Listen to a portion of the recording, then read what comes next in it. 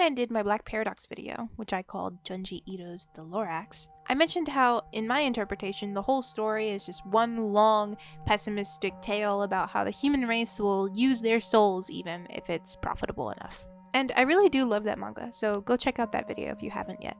After that video, I did one called Retro Horror Manga, where I looked at 2 different manga that were horror from the 1970s. And on that video, and over on my Ko-Fi, where you can read all of my scripts in advance, by the way, including this one, I got recommended a manga by a supporter named Tomboy Lover. Hello. The manga was called Drifting Classroom by Kazuo Umezu. Hi, I'm Lorelai, and I read a lot of stuff. I do commentary, analysis, and recaps on popular and niche manga. If that's something you're interested in, consider subscribing. Who knows, the next manga I talk about could end up being one of your favorites. On to the video. Now, viewers of mine will know that I generally separate my horror manga into 2 different categories based on the author. One of them is short form, where they focus on short stories, like Junji Ito. And the other one makes longer narratives, but there's only a couple of them. And for today's manga, I don't really know where to place the author. Kazuo Umezu apparently wrote his manga as early as the 1960s, but I can't find it online absolutely anywhere. On my anime list, the earliest one that was added to the database was called Hangyojin. Right? Hangyojin? If my kanji reading serves me right, it means like half fish person or the half fish human. Sometimes localization will just change shit for no reason sometimes, but that's a literal translation of what Hangyojin means. Genuinely, sometimes they just make shit up. So you might think, oh, this looks like a horror manga. It means he started in horror, right?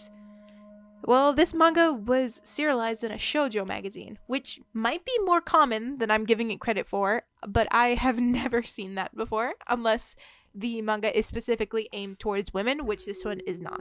My knowledge is really limited there, but I will say that I personally think Kazuo Umezu's art style does look a little bit like shoujo to me.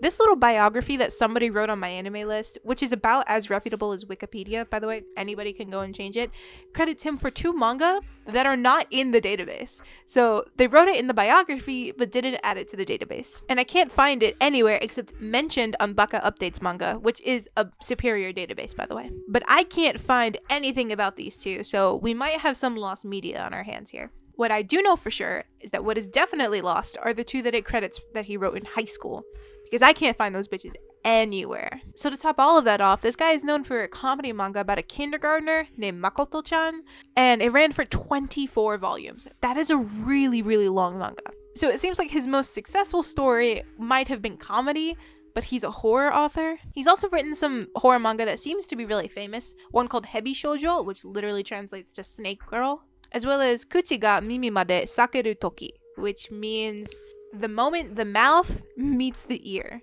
which I think you're talking about like tearing open. So that's probably a reference to the Kuchisake Onna, which is an actual urban legend in Japan and not just a really creepy photo that you probably saw in 2012 on the internet. Yes, that is actually a folklore thing. Yes, it is probably like a cryptid or something in Japan. There are mentions of it way, way, way earlier that predate the internet. And also, I cannot find the Kuchisake one anywhere.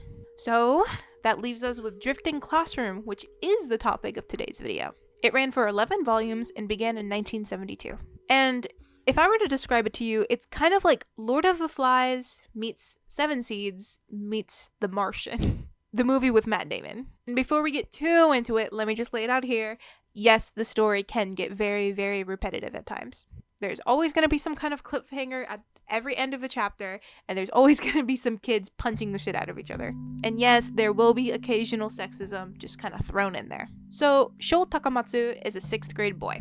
In Japan, elementary school goes up to 6th grade, and then you have 3 years in junior high, and then 3 years in high school. So the math all checks out at the end. So Sho at this age is probably maybe 12 or 13 at the absolute oldest. He saved up a ton of money from his allowance to buy a toy car, but when the time came, he decided to buy his mom a watch instead, just to try to be nice. As he's going home though, he drops it in the middle of the street, and it gets completely run over. He's really upset. Yeah, he's just a kid, but that's something he spent his hard-earned money on, and now at this point he should have just bought the damn car, right? Well, that night he's really short with his mother because he's pissed off, but he finds a package in his backpack. But he's so mad he doesn't want to open it. He assumes it's from his mother, from whatever. but he's so grumpy he assumes that it can just wait. The next morning he oversleeps and snaps at his mother saying, "You should have woken me up," and this starts a huge argument between the two of them. She basically tells him, "It's not my responsibility to wake you up, you should stop relying on people," and Sho is like, "Yeah, screw you, mom." Sho basically yells, "I'm never coming home," and the mom is like, "Okay, fine, don't then," and then he slams the door and runs out. He's running late, so he's booking it to school, and he runs into his friend who accidentally forgot his lunch money at home. They talk for a little bit, and the buddy decides to double back and go get his lunch money while Sho goes forward to be able to tell the teacher that his friend's gonna be late. And that would be the last time that anybody spoke to Sho that wasn't in the school. Because after that is when the incident happens and nobody can talk to him ever again. I can't tell you what exactly the incident is, or else that'll give too much away, because there is a bit of a mystery element to this story. But what I can tell you is that there's a really loud bang, a lot of rumbling, and then the next thing anybody knows, when they look at where the school used to be, all they see is a big hole of dirt. Hole of dirt? A big hole made of dirt. Made of dirt? There's a big hole. All 862 people vanished that day at the exact same time. Sho and all the other students in the school at the time the incident did occur hid under their desks like they're supposed to during an earthquake. But when they look outside, they realize that now they're surrounded by nothing but sand and sand and more sand. Like they're in the middle of a desert.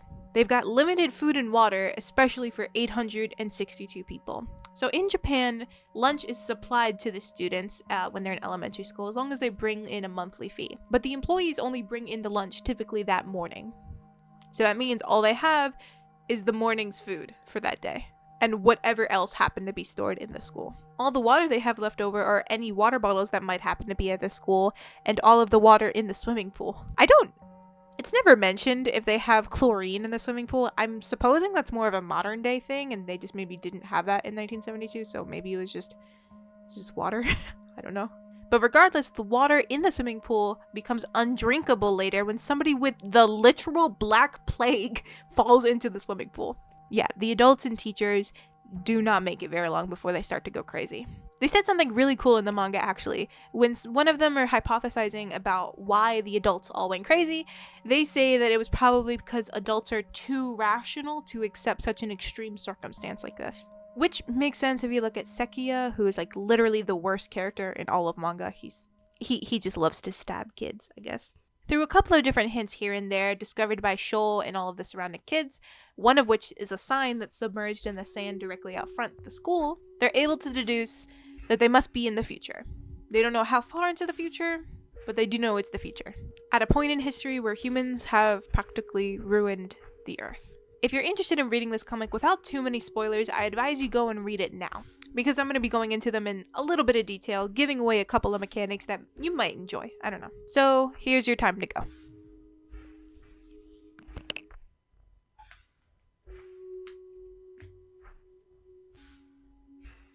By the way, I've gotten a couple of comments from people who say they don't believe I'm in Japan and that I'm just a weeb. I'm like, I literally live here. So, the first arc I'll get into is actually relatively close to the beginning of the comic. And this is probably my least favorite part because it doesn't make sense. I mean, it does. I know why it happens. It's not like consistent though. So one of the teachers, I forgot his name, he just goes crazy. Not even a week into the scenario, he just starts murdering all of the teachers, right? All of them. There's really no rhyme or reason to why he does it. He just decides that's what he's gonna do, I guess. And not just teachers, the kids are fair game as well. There's one part that I found really funny that I kind of feel like an asshole for finding funny. So there's this one part where he's the only surviving teacher left, right? And he gets a little bit of kids to go with him, to go in a car to go survey the area to see if they can see anything other than sand, not even like a mile away from the school, right? And when he decides to just start offing the kids, he decides to start just hitting them with the car. And he starts like reversing and backing up on them like he's in Grand Theft Auto or something. Like it's so goofy to me. Like, yes, that is what somebody would do in this scenario, but I just find it like it's just so silly looking. The absurdism of it. Like, y'all are transported a million fucking years into the future and you decided to start running over kids with your archaic ass car. I don't know. It's so stupid. part of me feels bad for laughing at kids getting run over by a car. Like, I know that at least one person out of the 862 will eventually go insane, but probably they would have some kind of rhyme or reason for it, right? Like the whole Joker monologue of like, they put me in a white room with rats, whatever the fuck. Normally they have some kind of like rule book or code or like how it all makes sense in their head. And that's never explained with this teacher. He just decides to start running them over. Even something as simple of, I've lost all hope, so now I'm gonna kill all you kids so that y'all don't suffer.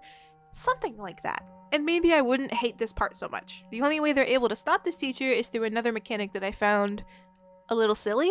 So there's this girl named Nishi, and Nishi has trouble walking. She always uses a crutch. According to the TV Tropes website, and I really do like this website because it really shows you that almost everything we consume, like in media, generally has a formula to it. And Nishi is the magical disabled girl. She has a disability, but her supernatural ability is so awesome and so important to their survival that it kind of makes up for her disability, if that makes sense. Which is horrible. If you're disabled, you don't have to make up for anything. You're perfectly fine the way you are. You don't have to have a supernatural ability. So her supernatural ability is that she's basically a walkie-talkie. Through her, Sho can talk to his mom in the past, which in my opinion kind of like takes away a lot of the survival elements, because I know that no matter what's going to happen, Sho is just going to start screaming for his mom, Nishi's going to be passed out, and then something magical is going to appear that saves the day. It's kind of just like a get out of jail free card. And just tonally, it kind of bothers me because up until now, we're a very scientific, The Martian style manga. They have to think about how much food do they have. We need to be rational here. How are we going to survive? How are we going to stop fear from spreading amongst everybody? These are all things that actually happens in like Lord of the Flies. But then you introduce this random supernatural element with this disabled girl that she doesn't need. Like Nishi is a perfectly fine character by herself. She doesn't need this supernatural ability. Once again, she doesn't need to make up for any kind of disability that she has. To get rid of the murderous teacher, Sho starts screaming for his mom, and his mom decides to plant a knife in a hotel room wall, and it just so happens that Sho is getting strangled by the teacher in a hotel room where he can reach into the wall and grab the knife that his mom planted hundreds, possibly thousands of years into the past. And he kills the teacher with that. And then later on, to stop the plague, which otherwise is like the second best arc in the entire manga, the mom plants antibiotics in a mummy. In a literal mummy. And then Sho has to like reach into the mummy's chest cavity and pull out antibiotics, and then he shares them with everybody, and woohoo, we're all okay. Like what the fuck is that? Why didn't Sho ask for the antibiotics the second maybe only one or two people had the plague? Why did he have to wait until everyone was about to die from it? And then at the very end of the manga, a literal rocket ship descends from the heavens, saying that it was sensing Sho's presence, and when it found him, it was going to come down and bear supplies to the rest of them so they could survive on this earth. And at this point, the kids have been punching and stabbing and killing each other like the entire time. Y'all are just finally fine and happy now that you guys have supplies, which is like so unrealistic because I would be side-eyeing literally everybody that's tried to kill me up until now if I even make it to that point. Like, do none of y'all hold grudges? How many people have tried to kill Sho at this point? And he's just like, yeah, that's my neighbor. What? But despite all of that, if you suspend your disbelief and you look at just at the message, what is the manga trying to say? It is a very obvious pro-environmentalist message, right? And for somebody like me, where my favorite manga are Black Paradox, Seven Seeds, and Parasite, of course I'm going to like this manga, right? I love this manga. It's very, very good. And thank you so much for recommending it to me. But at the end of the day, they really don't address my former classmate tried to kill me like 14 million times and I'm literally 12 years old. I feel like some humanization could have happened there. Like some point where Sho breaks down and starts sobbing because his former best friend has just turned on him, right? Somebody he thought he could count on. But no, this is the 1970s and men are not allowed to feel emotions. And speaking of gender roles, the only girls in the manga that are not the dainty housewife who decide to stay at home and do nothing are this girl boss gang of like 3 girls who just decide that they're going to be the biggest bitches on the planet, which is really annoying because like the only girls who defy the gender stereotype are bad. When it is not being against the gender stereotype that makes them bad, it's the fact that they're just bad people that makes them bad. And the girls who defy the gender stereotypes also meet absolutely horrible deaths, by the way. Well, at least one of them does. I can't say for the other two because we just kind of forgot about them. My absolutely favorite arc, though, is one about the future species that decide to live on Earth afterwards. So at one point, Sho and a couple of other kids find themselves in an underground abandoned railway station, and they hear something in the distance, and eventually a train car passes by, and they're absolutely shocked. How does this thing even have electricity? So they turn off their flashlights, and they hold on to the shirt in front of them, and they walk in a straight line, and they follow the train car until they can get to the next station. When they get there, they see the new species that are sitting there and about to start a ritual where they watch an old film. In the old film, they see the faces of all of the different humans that used to live there, as well as the terrain around them slowly beginning to change, from all of the foliage and going to sand. We also kind of see how their species came to be, at least a past ancestor of them. I feel like the author maybe didn't understand too much about evolution. It's complicated. Don't think about it. Just stop thinking, actually. But the ritual scene is actually really, really, really creepy, especially because there are these kids who are in this weird four-legged position, and I'm not going to tell you why, because that would spoil too much. I know why, and it's really cool why, but it's really creepy why, but you should read it. Overall, the manga's horror comes from this dread of the unknown. How are we going to even make it one more day? The entire world is unknown here. Food, water, hell, even the air that we breathe. How do we know that we're not going to run out of oxygen here if there are no goddamn trees? And I'll admit, despite the constant cliffhangers at the end of every single chapter, I had no idea where the manga was actually going.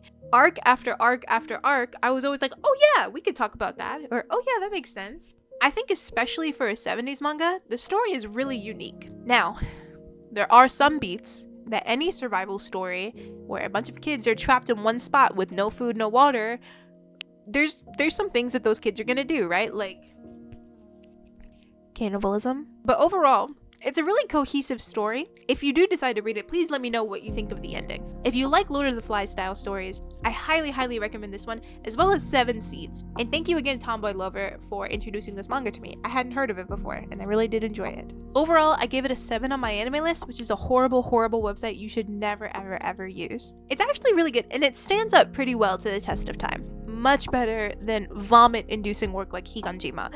Yes, I will not stop talking about how much I despise Higanjima. Feel free to recommend me more manga in the comment section below. I read basically every genre from horror to comedy, from Japan to Korea, from the popular to the niche. Subscribe for more manga coverage, possibly anime coverage in the future, and I will see you all next time.